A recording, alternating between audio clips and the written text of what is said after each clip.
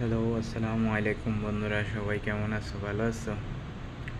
তোমাদের জন্য আজকে আরও একটা গাছের ভিডিও নিয়ে আসলাম। অনেক সুন্দর একটা গাছ।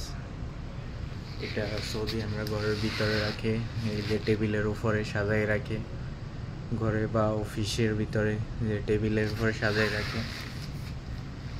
এই গাছটার নাম ফাইকাস জিনসন, এটা ইংলিশ নাম ফাইকাস জিনসন। আর সুন্দর একটা টফে এটা গাছটা লাগানো হয়েছে, কালো কালারের সিরামিকের ফুলের টপ, আর মাটির উপরে পাথর দিয়ে ডেকোরেশন করা হয়েছে। অনেক সুন্দর একটা গাছ।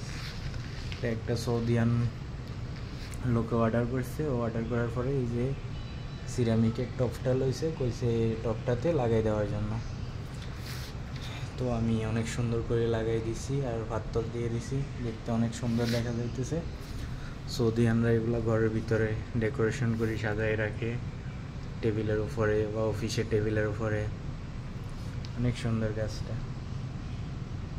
শিকড়গুলো অনেক সুন্দর। এটার এই গাছটার ইংলিশ নাম ফাইকাস জিনসন।